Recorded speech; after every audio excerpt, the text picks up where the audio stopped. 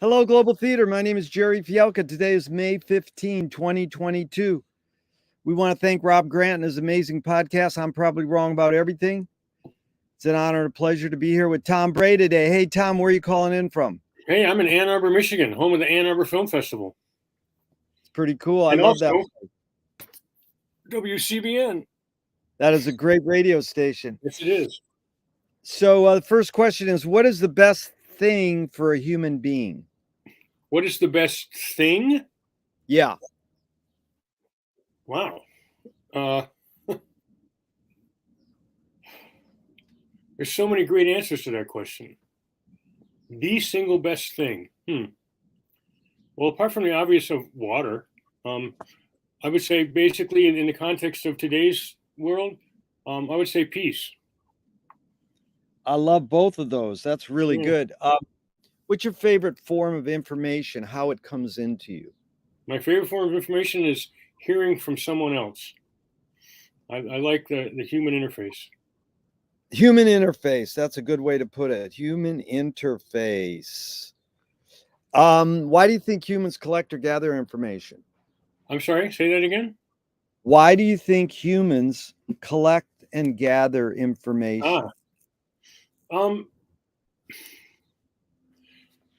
It's a survival technique, right? I mean, it started out, you needed to know where and when to plant and harvest, where and when to hunt and gather, right? I mean, and so you needed to know that information. You needed to pass it on to the people you're working with. And it was just a habit we're hard to break, you know? I think a lot of it is just our natural curiosity as well, because as a species, we're incredibly curious. But I guess it was started out as a survival technique that ended up just being a lot of fun. I like those. Those are great answers, but I'm curious. You sort of implied it, but I'm going to ask it anyways. Is this need or want to collect information more innate or more invented?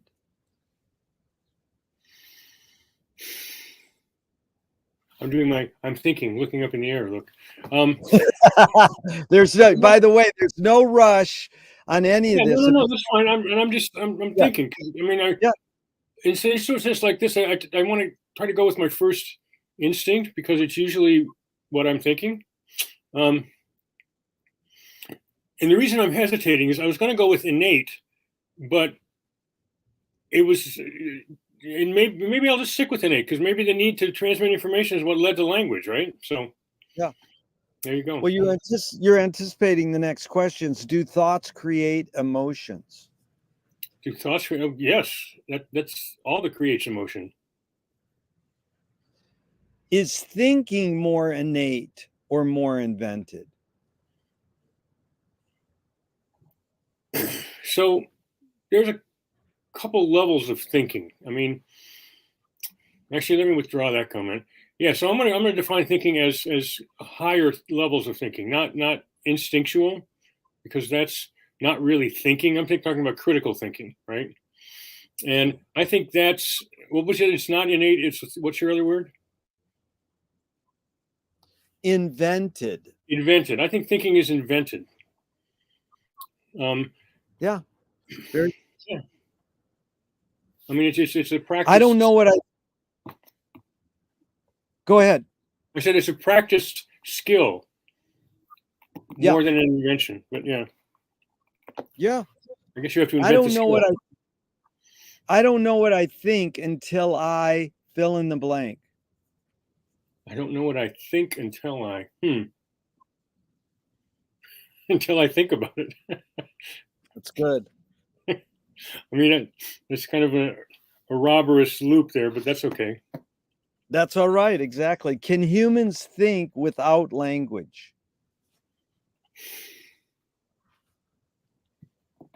That's a very interesting question.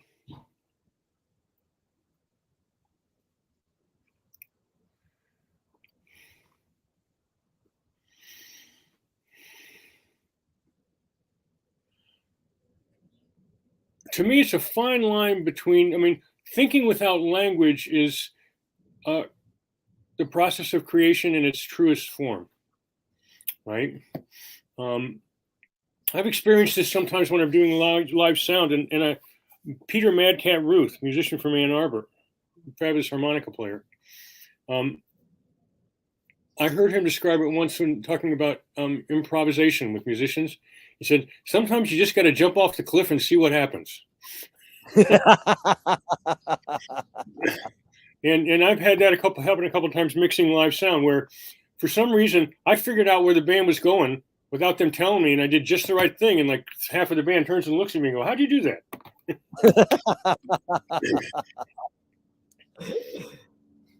Yeah, so in those instances, I'm not thinking with words. I'm well, we're back to, I'm acting on my instinct, I'm acting on my experience, but I'm not thinking in words. But when I deliberately think,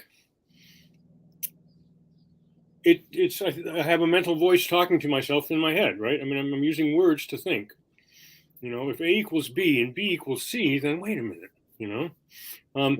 So you have to have the interior monologue in order to process the data. But if you can make that instinctual leap, you're not processing data, so you don't need the words.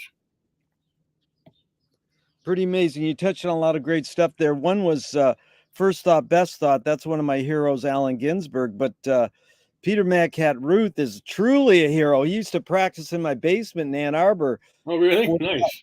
45 years ago with his band Sky King. Yeah. And about 5 years ago, I dumpster dove a Peter Mad Cat Ruth cassette in Venice, California. Oh, nice. Wow. And then about a half a year ago, I found some YouTubes of him that are amazing. Mm-hmm. Have you seen this, where he plays like 20 different instruments in the matter of 3 minutes? No, I haven't seen that. It's true. I encourage everyone to seek that out. So yeah, you talked on a lot of things. That's what I sort of seek in these interviews, is your intuition, your instinct, and more so feeling than thinking. But you can't really separate thinking from feeling. But since humans invented the words, we think we can. So in that regard, your observations of humans. You froze up on me.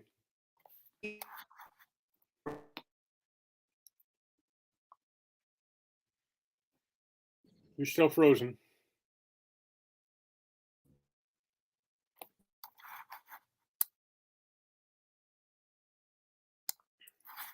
Still nothing. It's a nice pose, though.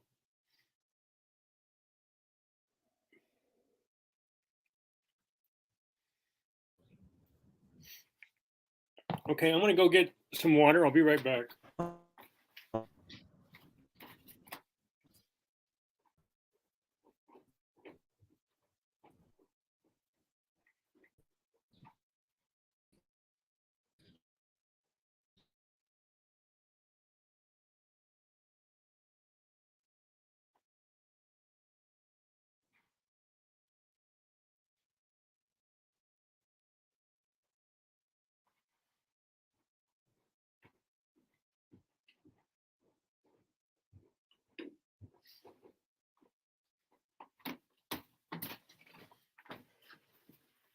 Hi, everybody. I'm Tom. Since this says live, I'll just keep talking for a while. So there's any number of reasons that I'm here, being interviewed by the amazing Jerry Fialka.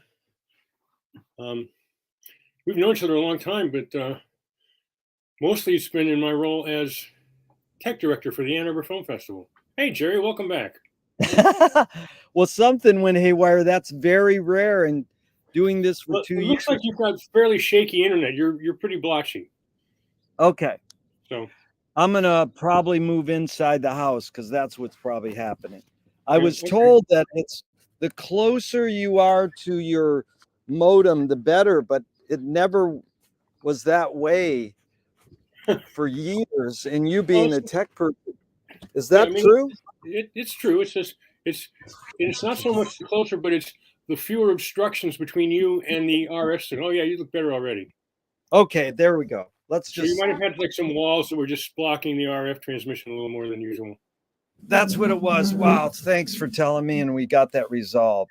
Yep. So, I was saying what's important is that you understand what we're after is more intuition, intuitive and feelings in answering these. And you got that right from the beginning.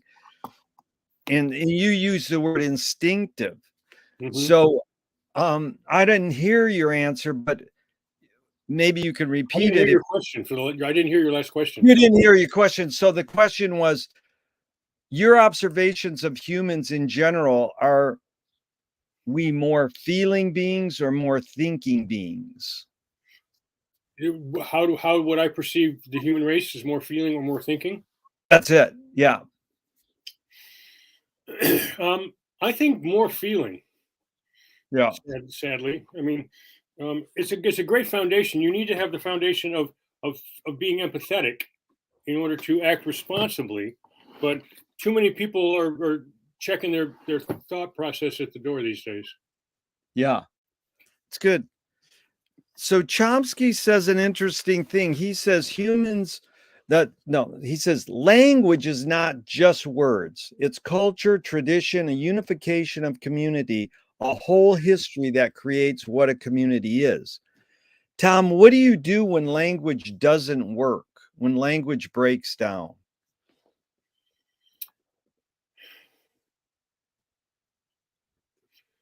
Well, the first thing I do is try language in a different approach.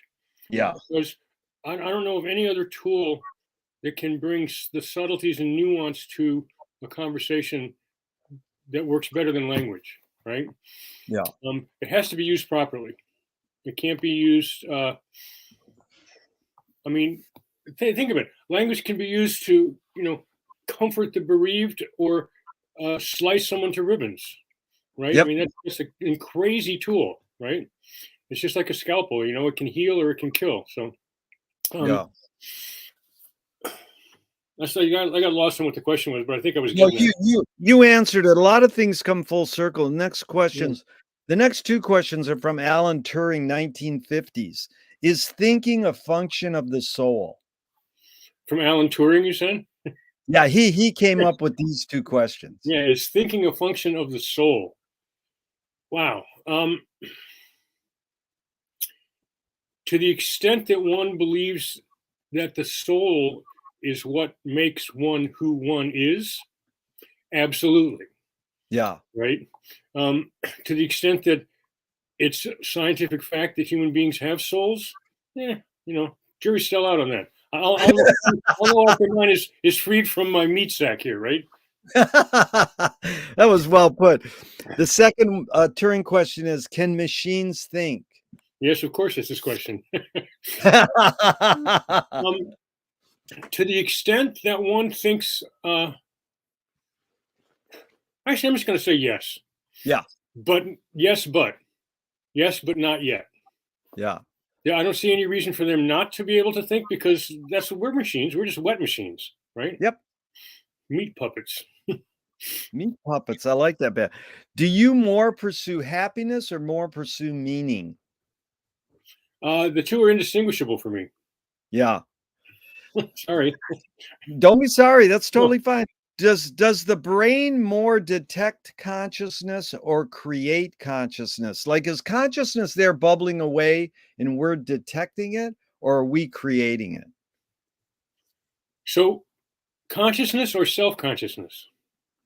Yeah, again, you put the questions into the context you want. So you can define, like you did, you can split up the definition of how you want to utilize the words that I say. So let me hear you ask that question again. Does the brain more detect consciousness or create consciousness? Okay. So that's a really interesting question.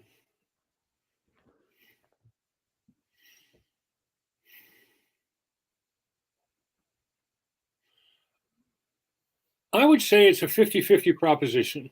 Yeah. Only because consciousness exists. I wake up. I am, therefore I am, right? Yeah. Paraphrase. But what I do with it after the lights go on, that's up to me. Right? Every day I got a blank slate, except unless I've left baggage undone from, previous things, like scheduled a meeting. It's like you make a list of the things you want to do for the day, and then you lose the list. Yeah.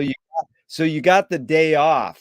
Right. Then the next day you start a new list, and it says find old list. Right. Yep. What's faster, speed of light or speed of thought?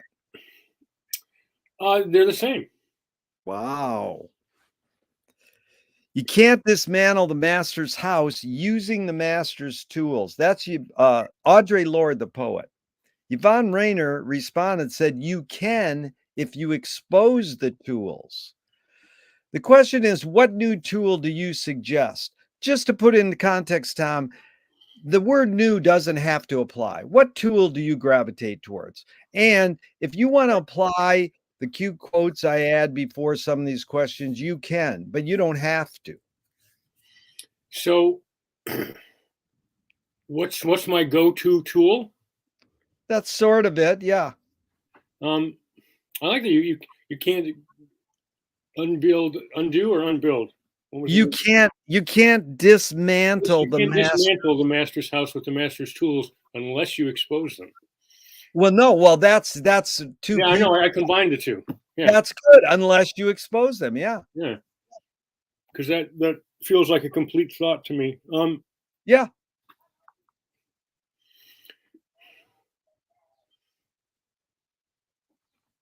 My mind is struggling mightily to broaden the concept of tool here, right? Because it really does. I'm not thinking hammer computer. I'm thinking, what do I do first? Right. That's how people have been interpreting it. Yes. So, I would say my favorite tool is the word yes. That's great. Because I seriously, I tend to start conversations with people like this. The answer is yes. What's your question? Oh, that is good. And everybody laughs or smiles, and it's a great way to start a conversation. And the fact of the matter is, that's universally true almost. Sometimes I have to modulate the yes a little bit, but the kind of things people are asking me about, yeah, we can make it happen. It's going to take this, and this, but it can happen. No, that is a great tool. Yes is a great tool. No one ever says that, Tom. And I have to add this because you and my other favorite tech person, knowledgeable tech, genius in the world, he answers this in a unique way. So I'm curious yours. Of the 5 W questions, what's the most important for you? What, when, where, why, who? That's it. I forgot that. My list was bad.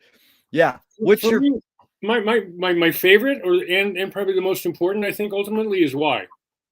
Wow, that's because it. This, and to sort of put a little flesh on that answer, I would choose that because people come to me and say, I need I need a hammer, right? I go, okay, what do you need that hammer for?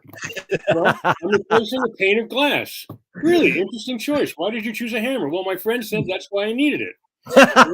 Okay, let's talk about what you got to do to replace a pane of glass. Maybe some other tools would be better. So the why just helps me. What's someone's end game when they come and ask me something? What are they trying to achieve? Right. Why are you doing this task? And to what end? How can I get you across the ravine and to your end point? It's beautiful. I have to tell you, Thomas Nordic, he's like the greatest guitar tech in the world. And he worked for Zappa and everybody. And he's just this great guy. And hopefully someday you guys will meet. You'll love him. I said, Thomas, what's the most important of the 5 W's? He goes, when? Yeah, in his world, sure. Which is unique. Yeah. Yeah, because it's unique because most people, when I used to ask that, would say why, but Mhm. it's very it's a it's very like it's not one that has that tends to have uh logic. Like a lot of my questions, they can boil down, even though they're philosophical, logically, they seem to go a certain way. So, anyways, what's the new toy you suggest or the new toy you gravitate towards? Huh. I keep trying to find reasons that I would use a drone because it seemed like it'd be so much fun, but I can't possibly think of it. I mean, if I need drone footage, um, I would just hire someone who's already good at it and has the expensive tools, Yeah. right? Um, I'm just intrigued Yep. by drones. But other than that, Oh, well, the toy I've been gravitating to lately is my juggling balls. I used to juggle quite a bit, and I haven't in decades, and so I'm trying to get back into it. So I just leave them out on the counter and pick them up every time I go by. oh, I love juggling balls, and I love that the whole drone discussion. We could go on for hours, but Yeah, just tell you really quick. My friend in Venice Beach is a pro photographer, and he just got a drone, and it's a total hassle because he's got to go through major training and license to even bring it up. yeah, And yeah. it's like, I think there's a lot of people who used them without license for years, and now Oh it's yeah, like, nope, it changed. yeah. Oh yeah. It changed big time. Like the U of M, some Yahoo thought it would be fun to land his drone on the hospital's helicopter landing pad, and from that day forward, drones were banned on campus. Total ban, absolute ban, Yeah. unless you go through this process. So I wanted to get some drone footage around a building on Central Campus, and I got into it and tried to get through it. And I had a guy who had been flying drones for a couple of years. He was really good. Yeah. He had several certifications, but they have all these forms you have to fill out. And then I sent him the forms. He's like, I don't know idea what to do with this shit. You know, I did the best I could, and I sent him in. And they're going, no, this isn't going to work. I go, well, what do I need to fix? Well, you just need to get it right. I mean, they were very unhelpful. I said, look, do you have someone you approve of that I could hire? You know, Yeah. and I never got an answer back. I couldn't get through the crust to get to yes. It was crazy. Yeah. They just don't want you flying a drone. I said, I don't want to fly a drone. I want someone to take pictures for me, you know? Yep. And then during the lockdown, Michigan Media just hired a guy with a drone for a couple of days and went all over campus, which was empty. And just took a lot of drone footage of everything. That now they got a bunch of B-roll. It's great. Yep. So, Tom, what do you worry about when you go to bed at night? nothing. Good. Yeah, I like that. yeah. It's like, in my rationale is like, I really do try to calm myself before I go to sleep, because Beautiful. it's just, you don't want to go to sleep with a troubled mind. Beautiful. Whatever's troubling you will be there when you wake up, and the best thing you can do is rest yourself well. Beautiful. Great attitude. So McLuhan learned from the poet Ezra Pound that artists are the antenna of the race. When I say artists, I mean everything: painters, tech people, publicists, whatever you want to call art is, it's a general term. They're the antenna of the race. They're broadcasting the hidden psychic effects of our inventions so we can learn how to cope with what we don't like.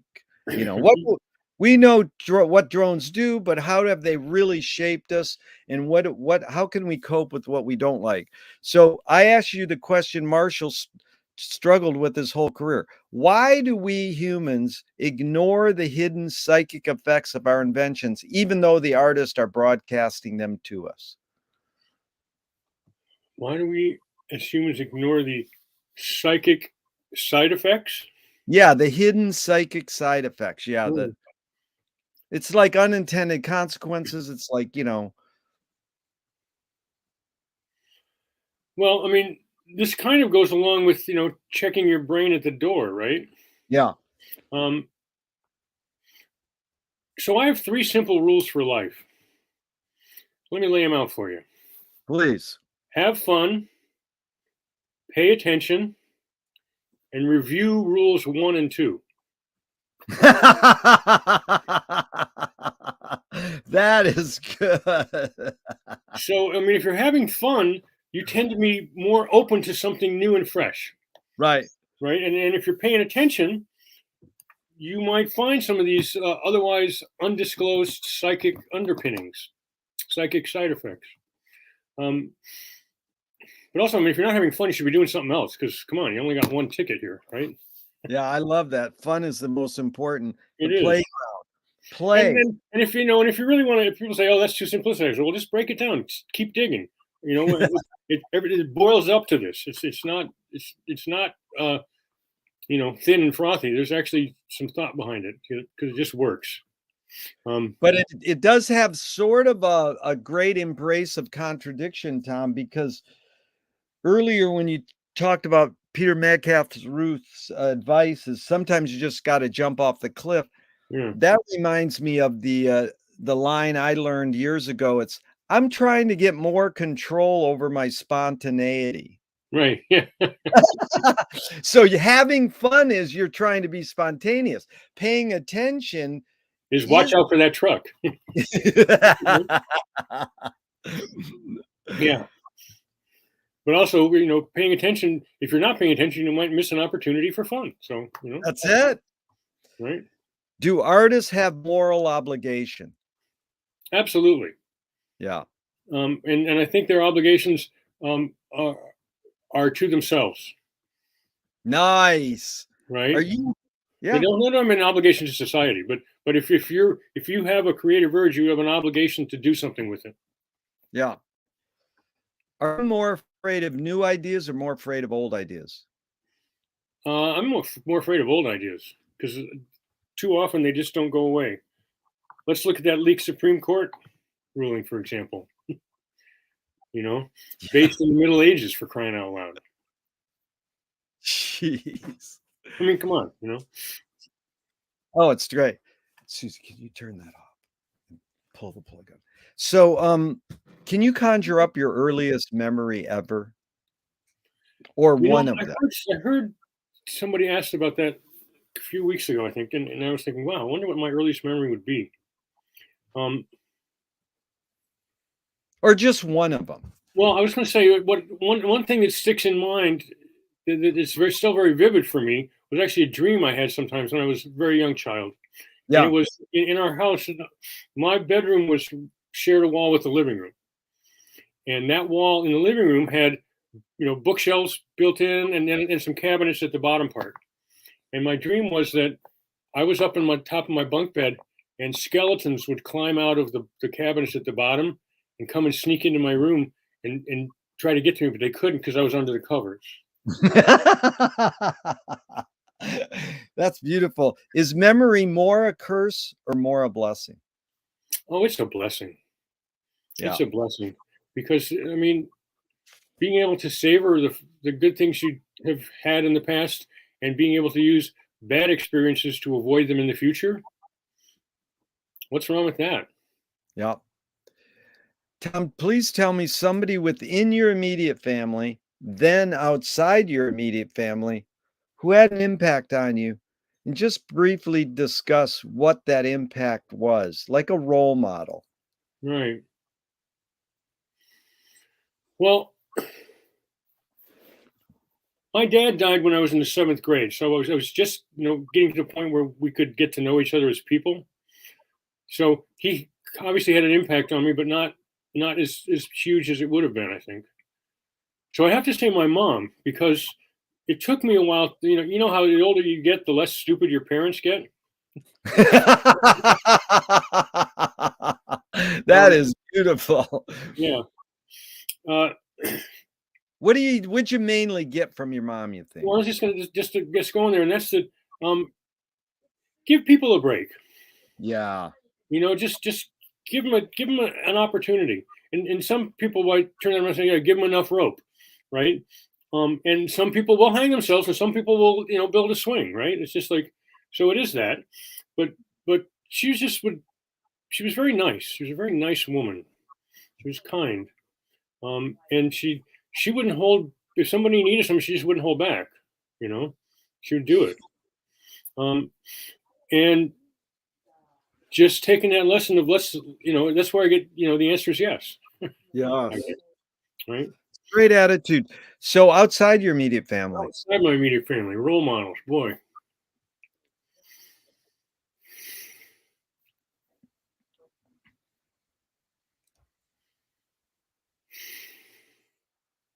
I know I'm going to call you later today and say, no, it was this person. No, it's all right. No, remember, none of these questions, answers, and discussion I hold you to. That's what some. I get it. I get it. But it's just I know that it's just wanders around in my brain. I'll go, oh yeah, what about? But I'm going to give you an answer. It's someone who's been one of my best friends since we met the first days of being freshmen in the same dorm hallway. His name's Floyd Miller. And he's a smart guy. He's a graduate of Michigan engineering. Yeah. And I've just he had an effect on me in ways that I didn't notice at first, and that he would be surprised to hear this, I think. But just the way that he's thoughtful, kind, keeps the right things. In other words, he doesn't walk around with everything in his life, but the artifacts he keeps from year to year are meaningful. Yeah. And I wish I'd had that ability to kind of sort those things out better in my life. I'm working on it, but that's good. He's discerning. You mean he's discerning. He's very discerning. Yeah. And just because he's part of his business, he's been a constant low-level good influence on me. Yeah. He's a smart, fun guy. We've had a lot of good times together. It's beautiful. I'd like to interview him. So did your parents raise you a particular religion? Yes, a born-again agnostic. We did Unitarian church for a while, but no religious thing. I think it was just their attempt to see if that community worked for us. And it didn't. Like, we had my father's memorial service at the Unitarian church we would go to occasionally. Yeah. So, Tom, do you pray? I wouldn't call it praying. I mean, I don't pray in any traditional sense. I don't go, dear God and Jesus, right? I mean, I'm not, or Buddha, or whoever you want to pray. I don't have gods that I pray to, but I talk to the universe when I feel so moved. Yeah. I just spread my conversation out to as far as I can reach. Yeah. So if God does exist, what do you want God to say to you after you die? Well, I hope she would say, nice job. Beautiful. Do evil people exist, or does evil use people as a vehicle? Well, now there's a very interesting question, because the answer to the first part is absolutely, but the implied question after that is it their fault?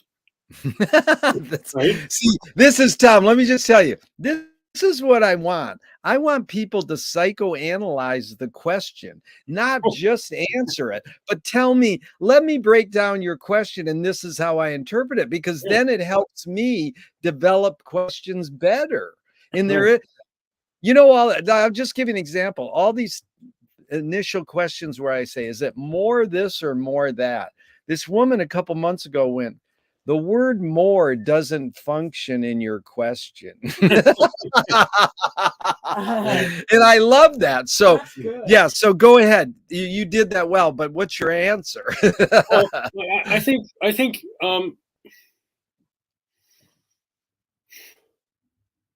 people become evil by not paying enough attention to what's going on around them, and not being kind enough to people, right? I mean, the truth of the matter is, if people who we see as evil were just kinder, things would be way better. I mean, I don't know what the heck happened to Putin,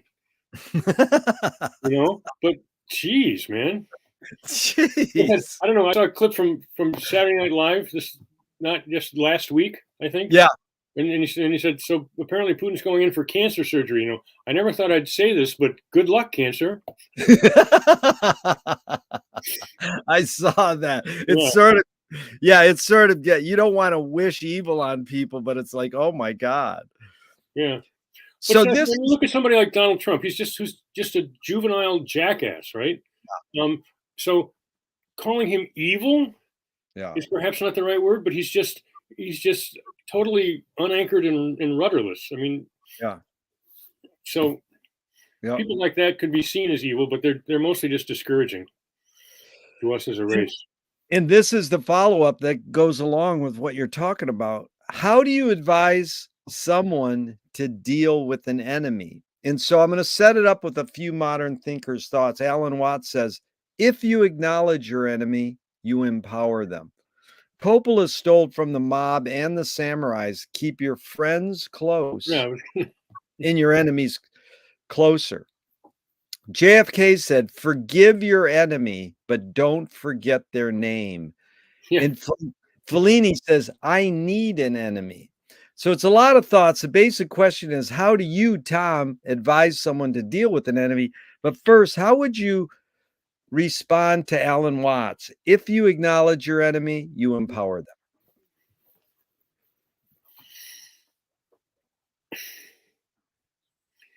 That's kind of the other side of the coin, or even, a shared side of the coin of forgive your enemies, but don't forget their name, right?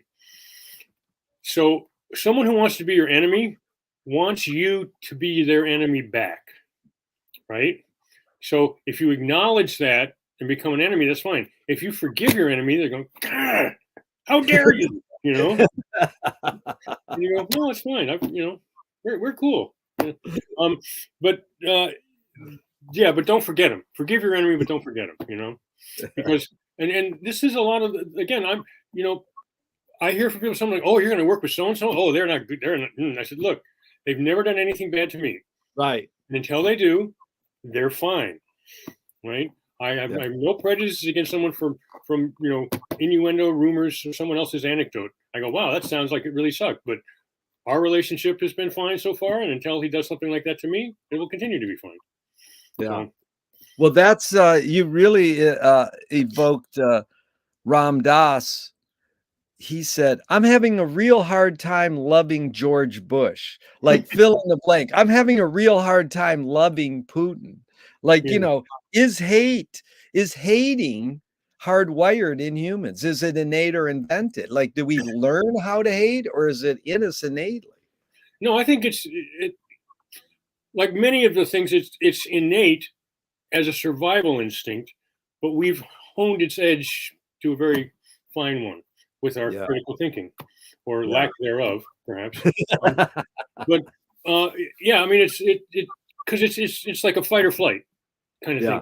A hate is maybe a little bit, it's raised up to a higher level in your brain than your lizard brain, but it's the same kind of thing. It gives you something to avoid, right? And that's a survival instinct. It's not, I mean, hating broccoli doesn't get under that scale, but that's, different. James Joyce was the first projectionist, similar trade you work at, in Dublin 100 years ago in Volta Cinema. He had a cinema. He basically checked out. He said, this is stupid. Why should I go inside a building and see a movie of a tree when I can go outside and see a real tree? Yeah. And Faulkner years later said, sometimes the best fiction is more true than journalism. Why do we have to recreate things in order to get them? Why do we have to go to a theatrical play of people acting out life? Why don't we just live life? Well, I mean, theater was the first school, right? And so you go back to, like, Greek and Romans, especially the Greeks. I mean, the Romans just went off on a weird tangent, but when you look at Greek theater, and storytelling was the first school, and then storytelling evolved into theater, right? And so all of these are based in performance, which is art, which is how we get to the hidden truths and psychic underpinnings of what we do and why we do it. So It's not, it didn't just pop up somewhere. It has a real roots in how we work together as a species. So that's why it used to be much more of a community thing. Like the village would all come together and do something. There'd be like the griot night or something, right? Out on the savannah. But now it's people saw that this was something they wanted to do, and they could get people to support them doing it, right? So this is how do you support yourself as an artist? Well, you charge people, right? Or it can be barter, but somehow they support you. They can give you pieces of paper, or they can give you food, right? And a place to stay. But we enjoy it because it's an escape from what can often be our less interesting lives, because the artists who craft the dialogue and the dramatic arc of a play do so in a way that is intended to bring you into their thought process and then let you work your way out with them, right? So it's a way for you to think about your life, and it's a way for you to escape into someone else's fun idea. I mean, I don't know anyone who's gone to see like a big action movie, and like especially young people come out and go, "Man, I'd love to make a movie like that. That was great." They had their little roller coaster ride, right? But it was safe. Then you go to like a dramatic play, and there's a lot of common experiences we share as humans, whether we think we do or not. We have the same feelings on different levels in different lives. And so being able to see those portrayed and explained, see a problem solved in some interesting way, see what it looks like to have fun, it's modeling behavior, and it's modeling thought processes. And it's so in that way it's community building. And that's the only reason you'd want to go into a small room if that adventure that you go through is worth it, right? Then that's great. But if it's dumb to go into a room and watch a picture of a tree when I can go outside and enjoy a tree because the tree's better. But if the tree's part of a much broader experience, I'm okay with that. I mean, if I can see something and experience something I can't just walking down the street, then that makes that entertainment, which is coming from the community remembering itself and teaching its heirs what's going on, then that's fine. Yeah, it's really well put, Tom. Thank you. And what was the motive of the cave artist? It was his moral duty. He had a creative urge and he had to act on it, right? Moral duty. I've never had that answer. Well, what does that mean, moral duty? Well, you said, what is that? What was your question about? Do artists have a moral obligation? Moral obligation, right? So it was his moral obligation because he had a creative impulse. He had to get it out, right? Yeah. But on the other hand, you can also and I mean, I love the idea that when you look at them in flickering firelight, they look cooler. I think, of course, they look cooler. That's where they painted them. I mean, and I would think that would be cool. I would do that, I mean, just because I'm sure somebody found these colors of dirt somewhere and saw that they were different colors. Like, oh, that looks like what I had for dinner. Huh. I liked it when I had that for dinner. Maybe if I paint some, I'll find more. Yeah. Or maybe I just want to paint them to teach everybody else what they look like and how to hunt. I mean, it's kind of hard to discern that because it could be either way. Yep.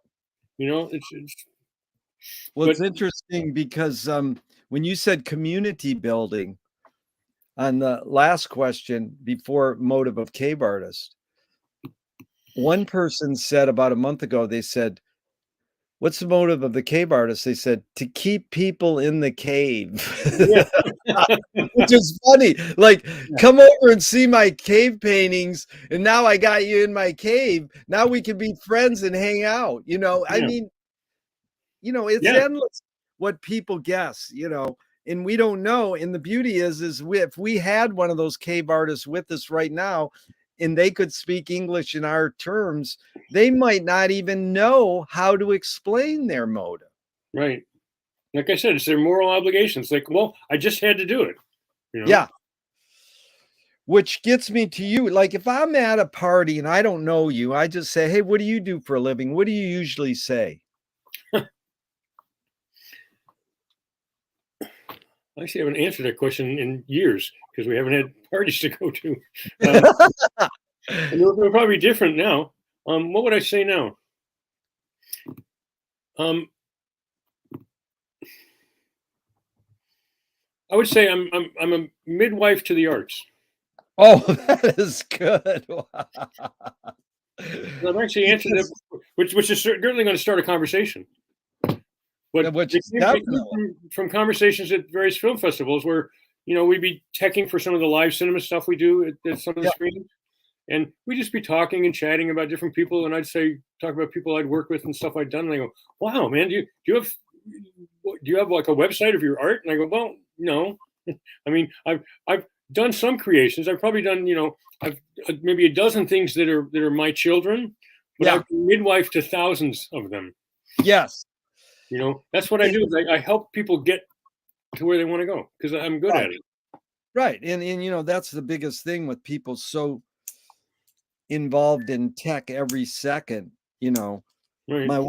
My wife Susie's like, do you know how to do this? And I go, Susie, just go to Google and type it in. How do you do this? She goes, I want my husband to tell me. Okay, give me a minute. Type it into Google. Right. And I go, I don't do Gmail. I don't know how to answer that. Ask one of your Gmail people. I don't know.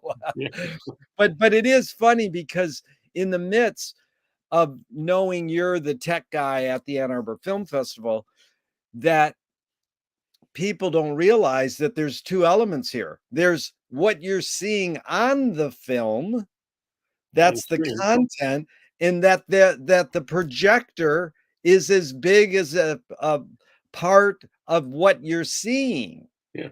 They don't realize that. They think it's only, that's sort of what the medium is, the message is, but it's form and content. And we're usually more attracted and more gravitating towards content than the actual. It goes back to the storytelling roots. Yeah. Right? I mean, the story is what we want. Yeah. How we get it is irrelevant to us. Yeah. But yeah, actually, one way I've often answered that question, what do you do? I've said, I'm a tech whisperer. Oh, that's good. Tech whisperer. Yeah. So have your wife call me next time. That's this will be, you'll love this. P. Adam Whitney is probably in the top 5 experimental film critic, theorist, book writers of all time. And what was the name again? P. Adam Whitney. He's I mean, he's the big daddy of it all. And I asked him all these questions many years ago. I says, what's your favorite form of information? He said, pillow talk. Nice. That's like tech whisperer. And it was sad because he had lost his wife. This is tragic, to mixing grapefruit juice with some sort of meds that they didn't know you couldn't mix anymore. And she died. Wow. And he missed that intimate talk you have with your partner in bed. Right. So he said pillow talk. I thought that was me. So Tom, walk us through though, just briefly, how you got to that. Did you go to college studying something specific and then you gravitated toward it? More what I'm after is what's the tipping point when you go, oh, I can make my living being a tech guy? For me, there was never a tipping point of I can make my living. It's just that, people will pay me to do what I like to do. Cool. No, it started for me. I went to school. I came into school in a school of natural resources because I had a background as a naturalist coming out of high school and junior high. Like my 7th grade teacher also ran a summer wildlife camp for the school. And in class in 7th grade, he was a bird bander. And so we learned how to band birds. And we'd catch birds and band them. And it's just learned a lot about the natural world through him. Yeah. Going to this camp. So Made sense. Okay, natural resources. But in high school, I discovered theater. Oh, actually, I'd done it before too. But high school theater was very under-equipped. A lot of fun. Great way to meet girls. But I got to the University of Michigan and I saw they had theater class. So I thought, oh, I'll take a theater class. That'd be fun. And I saw the theaters here and I went, oh my God, this is amazing. So I shortly thereafter transferred to a lighting design program in theater. I did that for a couple of years before. It was like for 3 terms, second term, and then the next year. And then you got something going on there? No, it's good. Okay. So I was in lighting design and did a lot of theater work for a couple of years. And I took a year off, which was the year that Eclipse Jazz got formed. Oh my God. That's amazing. Yeah. And so me and Lee Barry are the only founding members left in town. We're still here, but that really turned the corner. It's like, wow, look, you can do this. This can be a job. And I was involved in the production of it. And I also got involved in WCBN around the same time. And so did radio. That was a gas. And came back to school after my year off with this whole different slant and went into radio, TV, film. Yeah. So I went from being a naturalist to be a guy in radio, TV, film. And working at the radio station, I started doing live sound stuff, live recording. I started working at Mr. Flood's party, doing sound there. Oh, yeah. I did a lot of started doing, when I was in school again, I was working in what was called Room 6 in the basement of Angel Hall. You probably remember that. Yep. Yep. So that was the video equipment depot. This was back when video equipment was the air quotes, where am I here? Porta pack. Thing that weighed about 50 pounds on your shoulder, but it was portable video, by God. You know, it was amazing. It was like the open reel 1/2-inch black and white videotapes for those of you keeping score out there. Yeah, I recorded my first off the TV Robin Williams on a comedy TV show out of Canada on a reel-to-reel black and white. Yeah, exactly. And then we recorded Zappa off of Saturday Night Live on 3/4 inch. Yeah, big time. In Room 6, and talk about tech knowledge. When you hit the stop button, the tape automatically kicks back about 10 seconds, 15 seconds. So we cut off the ends and we were like so pissed. We didn't know. Let it roll into the commercial, then hit stop. So you don't, these little tech things we didn't know. But what's the difference in that's beautiful. You went from nature to science. But we sort of finished it right. By the time I got out of college, I mean, most of my classes were taught by grad students, and I knew way more than they did about anything they were teaching me, But then you have people like Frank Beaver who were great scholars, right? Yeah. And that's where the U of M program has always been focused is they create, it's scholarship. They create critics, they create thinkers, they create writers, maybe producers, right? People who are at a higher level in the industry and not people who are camera operators, screw operators. I mean, they have a lot of that. They rightfully so realize that you have to get a sense of what that takes in order to be successful at one of the other things, right? You need to know what it takes to make this stuff. And I never looked back, basically. I mean, I just kept doing the things that I love doing, which was audio work and video work, and people kept paying me to do them. And it had its ups and downs as sort of a freelance career, but my first job out of college was touring with Dionne Warwick as her monitor engineer. Oh my God. So I spent most of 1978 in Las Vegas, which was it was the end of the Rat Pack era. That is tearing down all the old hotels and building it up into, Disneyland with hookers. She's got a sort of new agey healing organization on Venice Beach. Mm-hmm. That's pretty heavy. But I'm curious, what's the difference between art and science, Tom? Because it's almost though you went from science, nature, to art, and there's, what do you think the difference between art and science is? Very little, ultimately, because I mean, and I take this. My wife's a ceramic artist, and she works at a co-op here called the Potter's Guild, and there's science behind everything, every combination of chemicals they put together in order to achieve an end result they want. Yeah. And then once all the science takes you up to that point, and then you get creative about how you apply those things. And then, you pray to the kiln gods that the kiln does what you want it to do. Sometimes it works and sometimes it doesn't, but with enough experience, you can pretty much get there every time, unless somebody screws up. But the difference between art and science, I think, is only visible in the mind of someone outside of either of those. Because the end result for each of these endeavors is, yes, this worked. I love it, and you get that from an artistic end result as well as from a scientific discovery or scientific validation, right? I mean, it's either one of those people will tell you that it's a creative process. Science might say my creative process is more rigorous, and it's not really creation; it's investigation. But I would politely beg to differ. It's a creative process. You have to. Why are you doing that? What thought did you have that brought you to let's do these experiments? Right? Was it just because there's a question that's unanswered, or did you come up with the question? Yeah. Right. I mean, they're really similar. Yeah, that's what we're trying to do with this series is invent new questions and new metaphors. But it's interesting because a screenwriting teacher right there at University of Michigan told me great art or great film is when you can clearly see the intention of the maker. Kubrick says the opposite. Great film is when you can clearly not see the intention of the maker. What role does intention play in your creative process?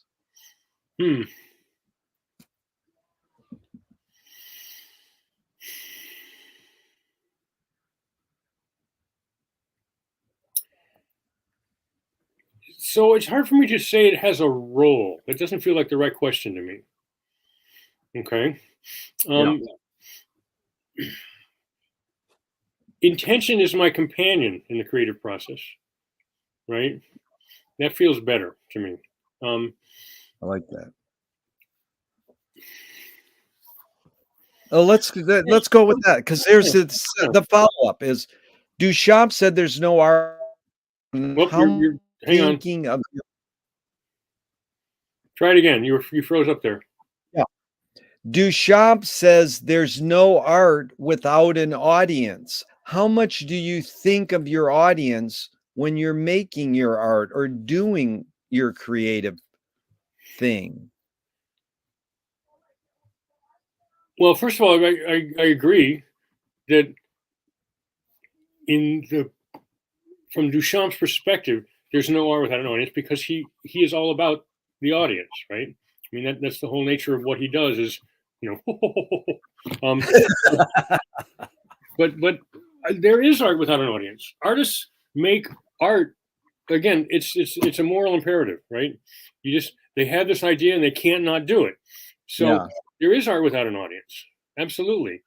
I think artists like the audience because it lets them measure their success at what they were trying to do. I think, actors, what do we do it for? Applause, right? Applause, the amount of applause, the amount of laurels anyone gets for what they do is a measure of at least what someone else thinks of what your art is. I think if an artist measures their success solely by that, they're off the rails, right? You have to be doing your art for yourself. If other people like it, great. If it's part of your formula that other people react to your art, that's fine. You're back to Duchamp. There's no art without an audience, right? But not all artists need that. And it depends on the nature of the art itself that determines whether the audience is an integral part of the formula or just the next thing. Yeah. Tom McLuhan says everything we invent extends some humanness, whether it's tangible or not. So knife and fork extend our teeth. Clothing extends our skin. Maybe religion or philosophy extends consciousness. The shutter in a camera extends our eyelid. Here's a tool that you utilize a lot now, lighting design and projectors. you use the computer a lot. It's a big part of your job now. Mm-hmm. What does the computer extend? What humanness?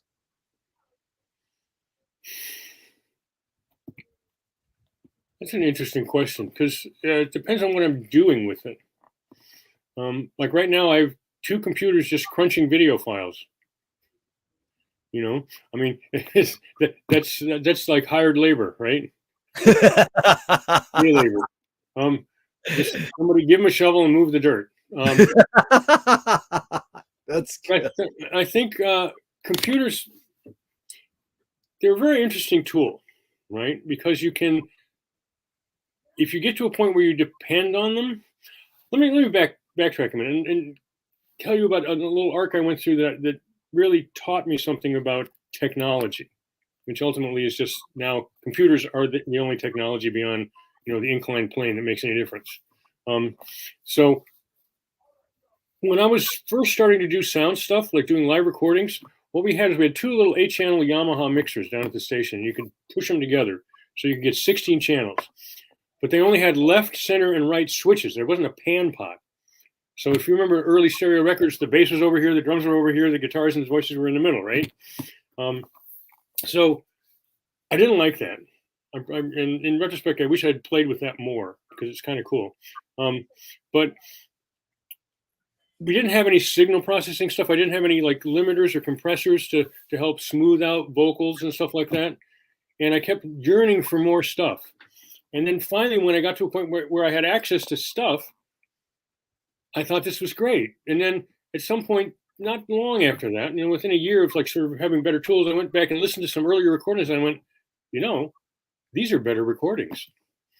And I figured out why, because I wasn't able to get in my own way. I wasn't standing in the shadow of my own light, right? And so I said, okay, noted, pay attention, right? This is where the pay attention part gets fleshed out, is that so. And then I got to a place when I was working at Producer's Color Service, we literally could have any tool we wanted. And we only had a couple things that we used all the time. And those made a difference, but people were always bringing us stuff, try this for free, buy it if you want. But, and that gave me the knowledge that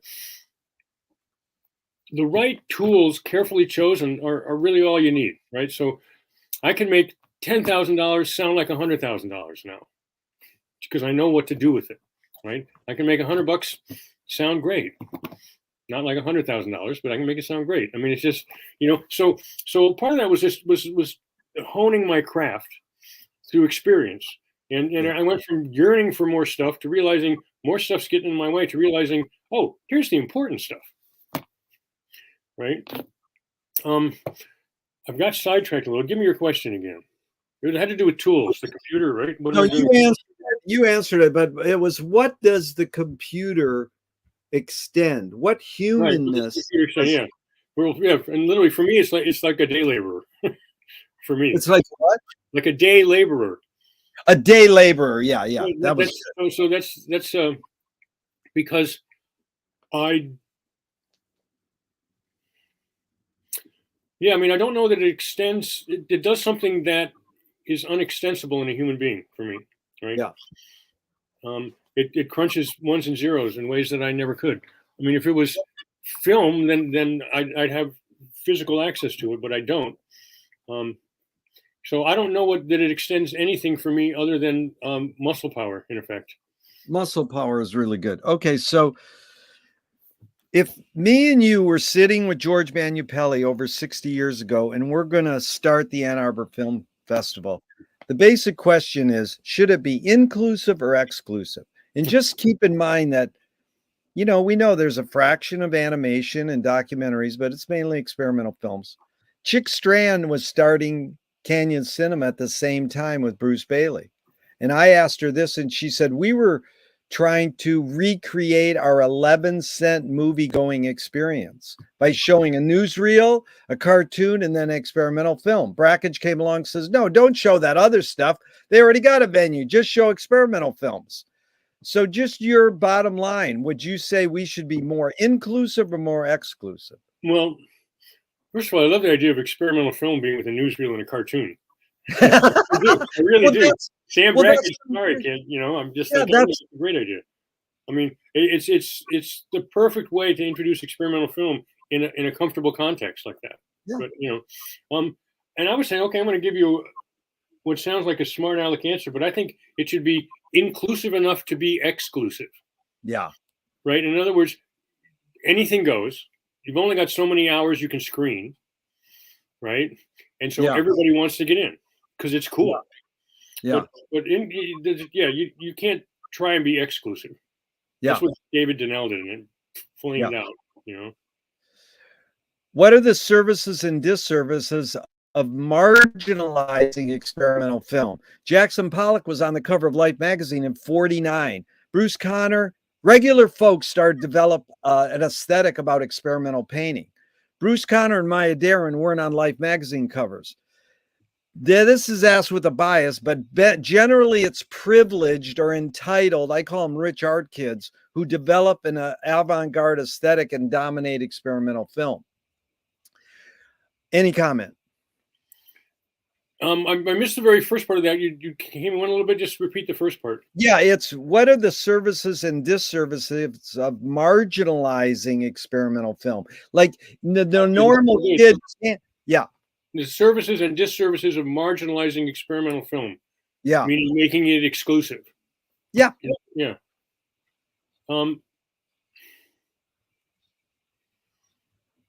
Well,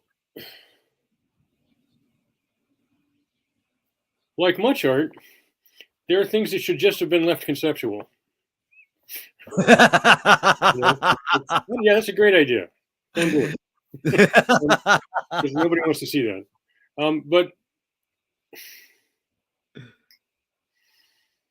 so this comes back to some of the larger questions of humanity and kindness and community. The term marginalizing, right, implies, well, let's say evil, right? I mean, it says because you're marginalizing means you're consciously and with intent pushing someone away. Yeah. Right. And in a way that implies it was not a good thing. Like it was the way that you marginalize someone was not kind. Because just the underpinnings of that is, no, you're over here. Push, right? So I don't. So I guess that's the disservice. The service is if you're marginalized, you try harder. Yeah. And you find another way. Yeah. So. No, you really listen closely to the questions. I appreciate it. And it's interesting because I talked to Michael Apted about 40 years ago. And I said, why do rock video editors feel so obliged to edit fast? Most people don't know Abel Gance invented rapid montage in 1922, but it really flourished in the 80s to the point where Marty Scorsese says, I cut my films faster because of MTV. Right. So he said, we've learned to, Apted told me, we've learned to take in information faster. So again, I ask with a bias, can humans literally learn to take in information faster, or are we just brainwashed to believe we can? Well, I would say if you're saying a fast cut of a music video is information, sure. I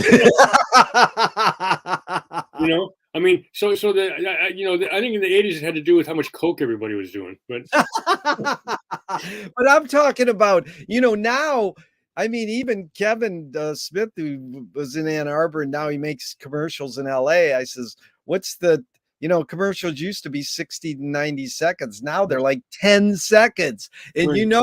Editing, not just in a rock video, is prominent in movies and commercials, fast editing pace.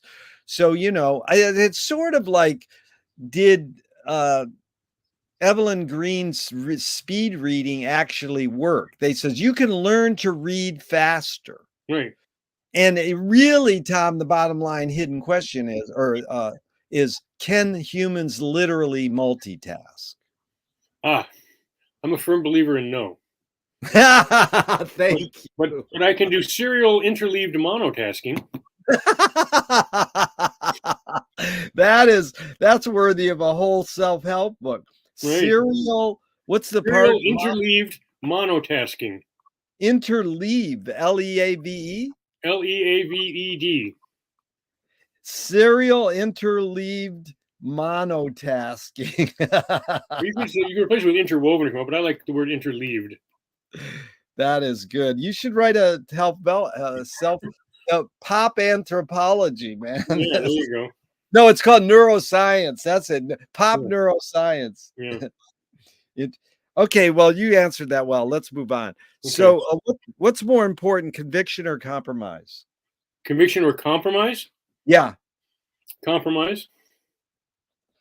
Okay, well, there's no right or wrong answers to any of these, but you got that one right. Thank you, Tom Bray. Well, of course. I mean, just look back at the way I've answered other questions. It's like compromise is how you strengthen the community. Yeah. And learn how to be a better person. That's. But do you think you got that more? Again, it's the more thing. You got that more from the way your mom raised you, or more from the way on your own? Well, both. Yeah. I was a kid when I left the broader influence of my mom. Yeah. You got to grow up to let that stuff sink in. Yeah. Like I said, the older you get, the smarter your parents get. Well, that's funny, because here's the Alice Walker quote we asked people about. Yes, mother, I can see you are flawed. You have not hidden it. That is your greatest gift to me. I like that.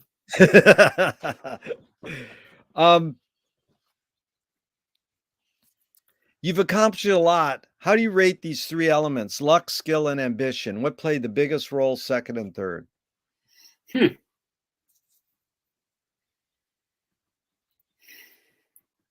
Well, someone said something like this, but luck is just skill with ambition, right? So I guess luck, skill, and ambition in that order. I mean, you have to be lucky in that you have to pay attention in order to find the opportunity to have fun, right?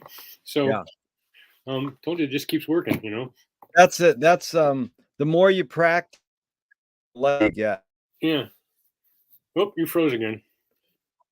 Yeah, you're okay. Back. T.S. Eliot said poetry is outing your inner dialogue. What language is your inner dialogue in? Wow.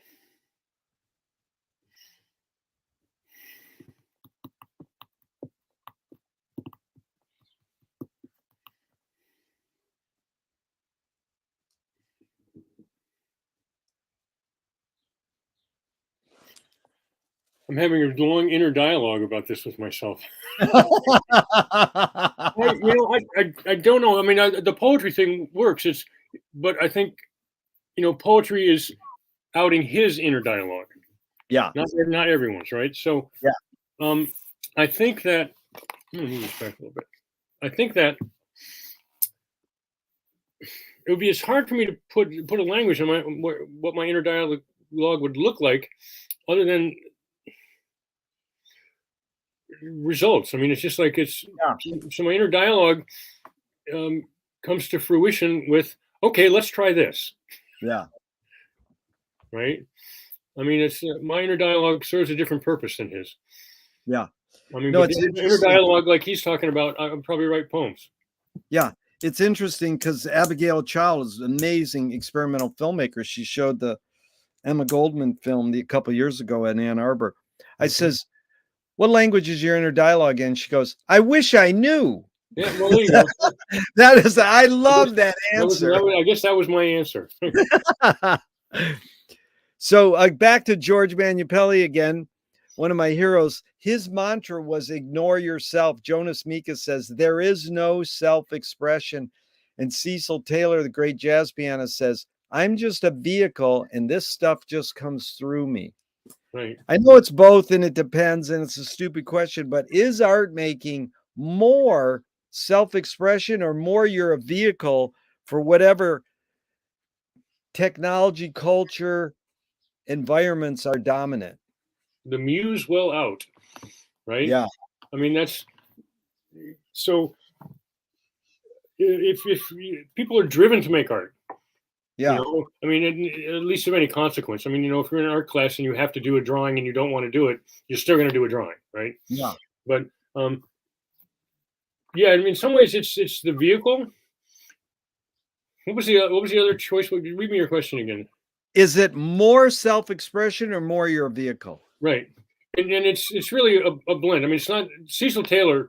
I mean, it's for all of his positioning himself in that way. It is self-expression. I mean, it comes from somewhere. It doesn't. He knows how to play the piano. Okay, Yeah. he learned. He didn't just sit down and suddenly things were flowing through him, right? Yeah. So it's self-expression, but I think what he's trying to explain is his process. Yeah. He doesn't get in his own way. Yes. He doesn't stand in the shadow of his own light, right? Yeah. So, they're really inseparable. Yeah. Well, can art making be egoless? I'm going to use ego in the very classical sense of the word. Like, can I not be part of the process? No. I mean, but when you're talking about egotists, that kind of ego, absolutely. Yeah. But in terms of the ego and the id, no, the ego has to be part of it because that's your interface with the world. Again, Tom, thanks for listening so closely to the wording on the questions. Is perception reality? Of course. I mean, and let's take the obvious. Well, what about magic, right? And perception. I just perceived that you made an elephant disappear. It's real. That's the reality I'm living in, right? Yeah. You made the Statue of Liberty disappear. How'd you do that? That was amazing. Yeah. Oh, and it's back. Thank goodness. I'm so happy. But yes. Perception is reality, and misperception is also reality. Right? which is where we get in trouble. Yep. Oh, I thought you wanted me to do that. No.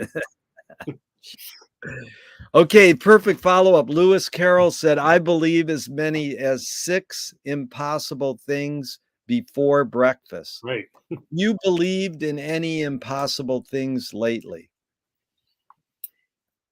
I guess I'd say all the time, and some of them become possible and some of them don't. I'm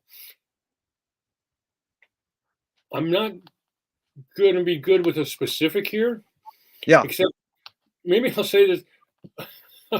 I'm looking at our perfectly blooming lilacs right now. I mean, they just yesterday and today they've just popped huge. They're just gorgeous. And 4 days ago that looked impossible. Wow. I mean, no, that's a good example. Yeah. Just to look at the plant. Yeah. Because Sun Ra, one of our heroes, he got in the New Yorker magazine, if you can believe that, a couple months ago. And he said, the impossible attracts me because everything possible has been done and the world didn't change. Yeah. There you go. I love that. So Tom, tell me one major element of your, creativeness that's changed and one major element that stayed the same in the years you've been doing this. Boy.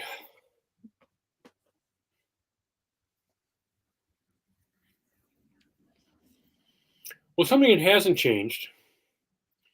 And again, my creativity is geared towards being the midwife, right? Yeah. So I'm not doing paintings. I'm not making ceramics. I'm not really making movies either. I mean, I do some, but so what hasn't changed is my constant striving to get it technically correct. I mean, I said no. We can do better, right? We can let's not let it slide. Let's make sure that it's right. Yeah. I understand. I know what good means in these realms. Yeah. And I constantly push for it. So that has never gone away. I've gained a much better understanding of it and been able to keep up with the technology because of that in terms of how to do this. So that's good. What has changed?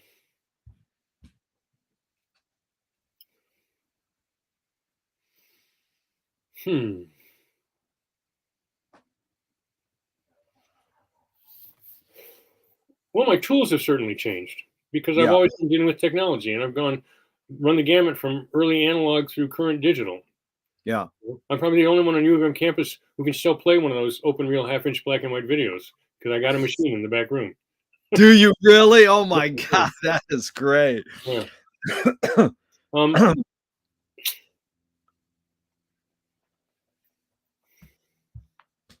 yeah. So just because I mean, again, I don't particularly see myself as having a creative process in what I do. I'm a creative enabler, Yeah. right? And so um, things change, and my tools change, but my intent doesn't really waver. Yeah. So, Tom, Moshe Feldenkrais works with healing and movement. He says it's literally possible to identify a weakness and incorporate it to become a strength rather than we're normally taught to overcome a weakness. Right. Tell me a weakness you've turned into a strength. Hmm.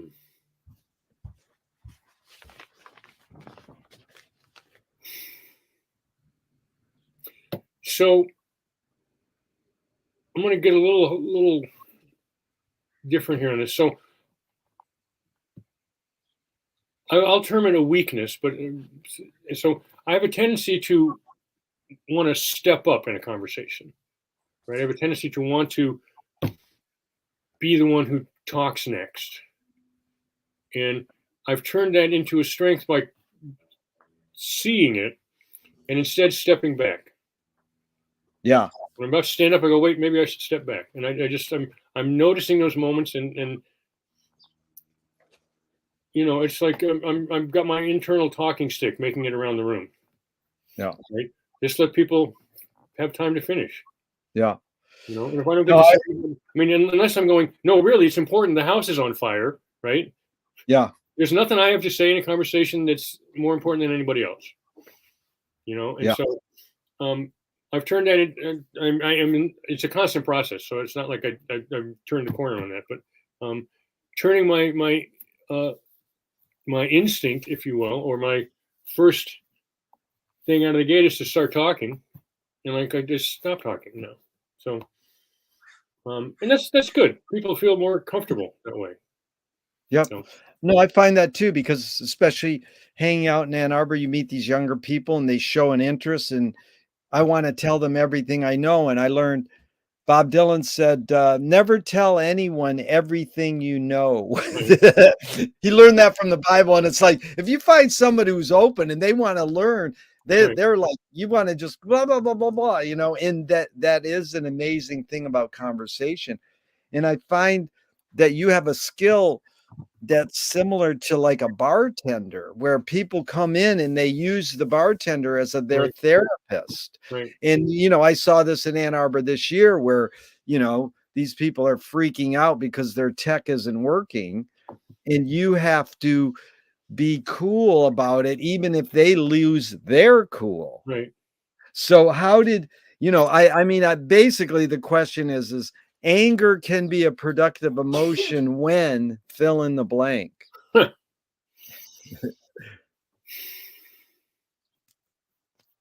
Well, in my experience, anger is almost never a productive emotion. Yeah. Because if it's good if it helps you get the bile out. Yeah. And it's best done in private. Yeah. Because it's a great motivator. Yeah. Let me put it that way. But like I'm angry at the Supreme Court, but yeah, screaming at him isn't going to help. Yeah. It's just not. So I need to redirect that intent of what I want to do into something more productive. So anger is a good emotion when it drives you to actually do something productive for change. Yeah. Because usually if you're angry because you wanted something different to be happening, you wanted a change, it didn't happen. So, well, same. How do we keep our governments from going to war? How do we keep our governments from going to war? Here's a good question. First of all, if our government is us, we get to choose, right? In Russia, they aren't the government. The government has their foot on them. And so they get to do whatever they want. I mean, I think I was actually a little surprised that there wasn't a lot more reaction to the Iraq War, which was stupid. Yeah. It's like, didn't you guys get this when you went to Afghanistan too? Really? Don't you remember the Russians? I mean, come on, what are you thinking here? On the other hand, the people there are kind of innately, what's the word I'm looking for? Evil. You know, I mean, but again, to them, it's not evil, but it's just like there's such a lack of compromise that the end result is a great evil done to a great many people, right? But the people who are perpetrating aren't. I'm going to give them I'm going to give them the benefit of the doubt, and they aren't inherently evil. They think they're doing the right thing, and they happen to be in charge with guns. So you can't really tell them no. Goes right along with this. There's a saying that goes, you create what you resist. Bob Goldthwait morphed it into, you are what you hate. James Joyce said, it's a curious thing how your mind is super saturated with the religion in which you say you disbelieve. And Louis Buñuel nailed it. Thank God I'm an atheist. So, it sort of goes along what you were just talking about, but I'm not saying you, but you create what you resist. One creates what one resists. Any comment on that thought?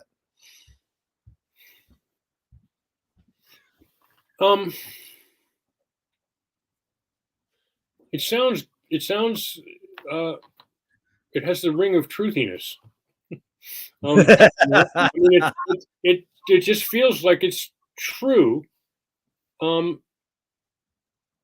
some ways, it's like, that's back to that, if you acknowledge your enemy, you empower them, right? Yeah. So you create what you resist. But I think on the other hand,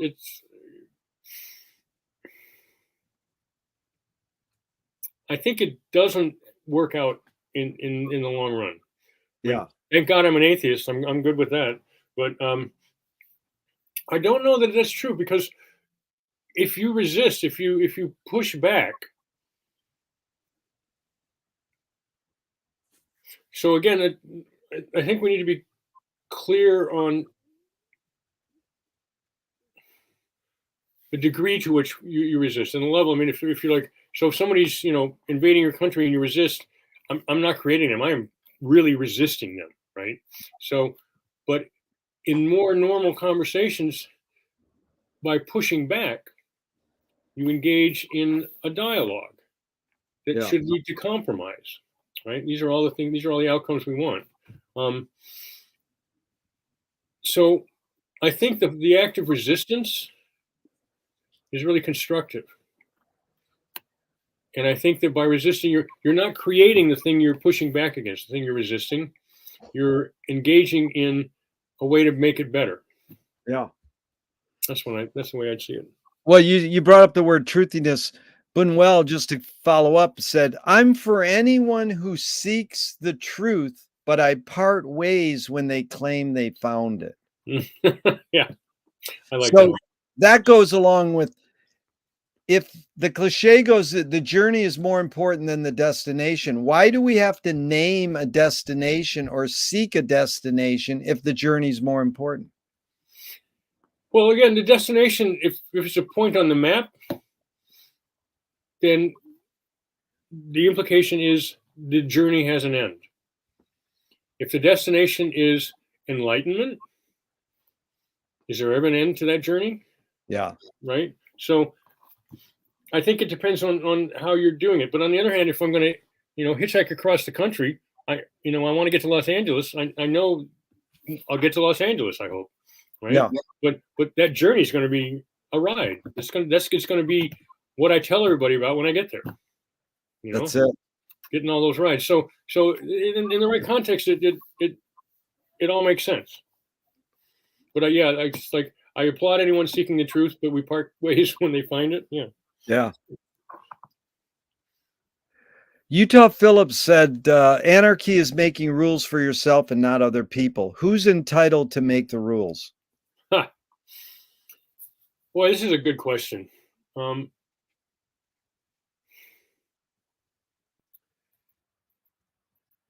I think each community gets to make its own rules. Now, community starts with, I'm a community of one. We're a community of two. My neighborhood's a community of a couple of hundred, right? And the city of Ann Arbor is a bigger community. And then we have the nation and all of our nation states inside, right? So it's a complex question. Actually, it's a simple question with a complex answer. Yeah. Because I think at this point we're well beyond the world of 1776 in terms of how much any one person can have an impact on all the rest of us, right? It's just the way it is. And so having some rules as a nation and as a world are absolutely imperative to our survival as a species. But I don't want a global cabal telling me when to take out my trash. Yeah. Right. And it should be none of their business. They need to be looking at a much bigger picture. And then the framing of the question gets smaller and smaller until it comes down to me taking out my trash. So everybody gets to make the rules. Anarchy is a great idea if everyone really is true to it and doesn't want to hurt anyone else. That's the problem with anarchy, is that it frees people who want to do harm to do it. Yeah. So and that's not good. So rules should, the core of that statement is that you need to have your own moral compass. Yeah. And it has to be pointing toward peace. That was the word you started with. Tom, Can you go another 10 or 15 minutes, or you got to go? No, I can go. Let's go. Okay. So let's stay on that theme for a second more. My computer's to finish crunching numbers, so I got time. John Basil Barnhill, socialist, said, where the people fear the government, you have tyranny. Where the government fears the people, you have liberty. 2005 film V for Vendetta paraphrased it. People should not be afraid of their governments. Governments should be afraid of their people. How do you personally handle false fears? Let's say the war on drugs. You can't have a war on drugs because drugs don't fight. You can't say no to drugs because drugs don't talk. Right. So, the war on terrorism, the war on poverty, the war on drugs. How do you handle these false fears?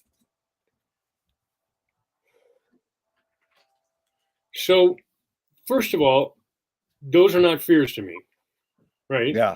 But I think the intent of the name was spawned from what the country did in World War II, on a war footing, right? Everybody's all in. The men are going to get uniforms and go around and collect all the drugs in the country while the women work at the factories or whatever. I don't know what that means. But the war on poverty, it's like, okay, this is a big problem. This is a wicked problem, right? And we really got to be all in to solve this. And of course, we didn't make any headway at all because it didn't work. So that's just trying to conjure up an image of something that didn't happen, right? False fears, on the other hand, are, like if you get some weird tick where like I'm terrified of doorknobs, that could be a real fear, but it's kind of a false thing to be scared of, right? They're just doorknobs, right? So I don't know that there are any false fears. There are conjured up enemies. Yeah. Right. This is what happens with the trolls and people like Trump. They say, the them and using of things. Yes. Those are false fears, but they have real consequences. So how do I deal with false fears? I just turn off the internet. That's a simple answer. That's good. And Fox News. But anyway, yeah. Yeah. How do you find peace of mind?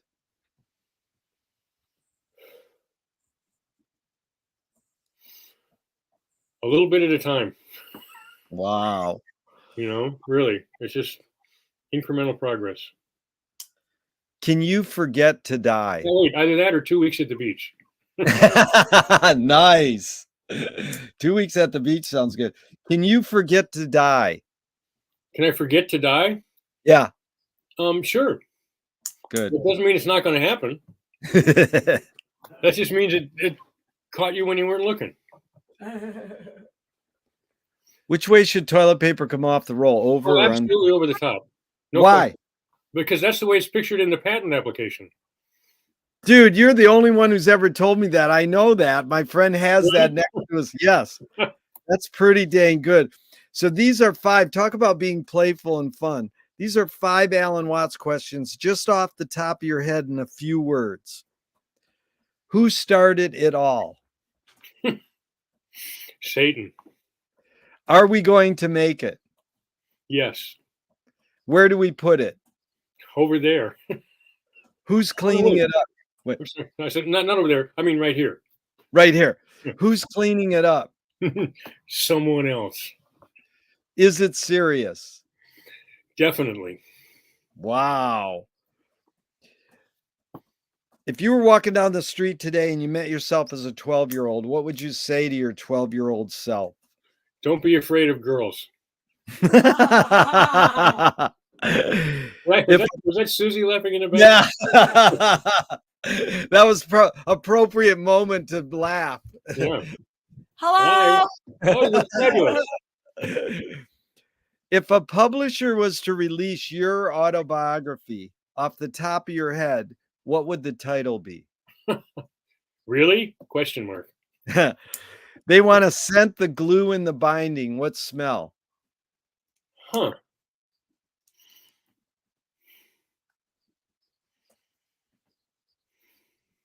Perfect olive oil. Oh, I like that. They also want to have the ink color other than black on a few pages. What color? Either red or safety orange. If a statue was built in your honor, where would you want it displayed and what would it be made of? Hang on a second. I have to answer a text. No worries. If I'm coming to a meeting that I'm apparently late for. Oh, yeah, by 3 minutes. Sorry. I'm sorry. Repeat that question. If a statue was built in your honor, where would you want it displayed and what would it be made of? Boy.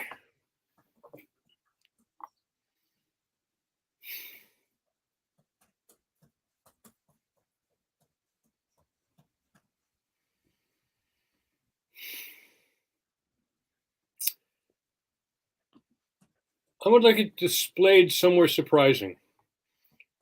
Like not in a town square, but somewhere where you would encounter it by chance. Yeah.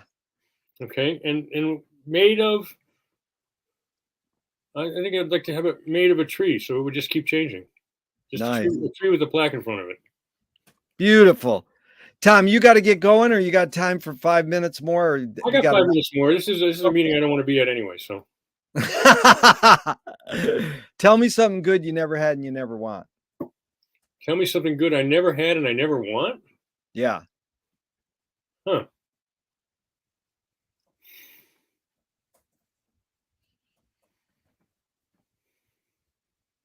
Large breasts. That is a great, they're good, never had it, never wanted. That is good. That is a great answer. If you were in a vat of vomit up to your neck and someone threw a bag of shit at your face, what would you do? Laugh again. Oh, that is good. You know what Mike Kelly said? Cry. Yeah, there's that too. But it's like, that was good. If you're that deep in it, you got to be laughing at that point. You got to be laughing. Thornton Wilder said, art is confession, art is the secret told. But art is not only the desire to tell one's secret, it's the desire to tell it and hide it at the same time. You've laid your cards on the table for more than 90 minutes. I'm not insinuating you haven't already answered this, Tom, but what's it really all about for you? I told you at the beginning, having fun. Yeah. That's it. That's it. I mean, if you're not having fun, you should be doing something else or doing what you're doing differently. Yep. You know? Totally agree. Yeah. So there you go. You know, You know my what? thing I just had a second thought about that. Throw a bag of shit in your face. Go ahead. If you laugh, you probably really piss them off. So maybe they'd clean your face off with their piss. No, that is brilliant. I love laugh. And you know, my favorite answer ever was this woman said, I'd take the bag of shit coming at my face and I'd use it to swoop my way out of the vat of vomit. And I says, that's Edgar Allan Poe's Descent into the Maelstrom. Right. The boat gets messed up by the whirlpool. He's going down to his death, and he watched the pattern of the broken boat pieces and uses it to swoop his way out of being killed by the evil ocean. So just a couple more. Thank you so much. You know, I was going to say, you know, funky music is one of my favorite genres, and it's in the word funky. Funk is the key. Funky. It's the key to life, is having fun.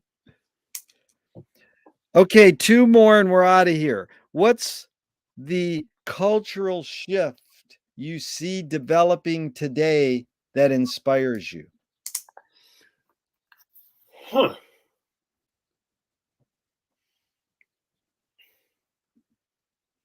Well, the closest, I don't know if it's inspiring, but I find it good that young people are not, they're looking to be downtown. They're looking to be closer together. They are the ones who are going to demand that they don't need a car, right? So rather than killing downtowns, they're going to revitalize them. Yeah. I mean, some of them are lost. You know, all the small towns that disappeared because everything got centralized. Yeah, I would say that. Yeah. That's you know, I don't know if you saw the Henry Ford movie, but it was a very interesting inclusion in the Ann Arbor Film Festival. Yikes. Yeah. And you know, I don't know if he said it, but Henry Ford insisted on retiring to Greenfield Village in no cloud. Yeah. That's a great irony, you know. Okay, I'm going to retire here, but you can't have any cars here. Except for the snowplow, right? Yeah. Okay, last question. I hope this never ends, Tom. This has really been enlightening. I appreciate your time. What gives you the most optimism? Spring. Nice. You know, I mean, I've been sitting here staring at my lilac bushes, you know. It's like it's just no matter how much the world fucks up, that happens every year. Yep. So just that whole rebirth, the fact that it just underscores we can do better, we can get there. This stuff does it every year. All we got to do is pay attention. Oh, there's that rules of life again, right? Pay attention and have fun. No, have fun. Pay attention. 1 and 2. That's it. 1 and 2. And then the third step is review rules 1 and 2. I love That's it. Right. That's like the guy goes to the guru and says, what's the best question I can ask you? And the guru says, the one you just asked me. Right. Next. Yeah. Hey, Tom, thanks again. I'm going to hit the end broadcast, but I hope this never ends. Thank you so much. So much. It was a pleasure. It was a really fun conversation. Love you, dude. Thanks. Bye, thanks for all you do. Bye. Yep. You too. See you.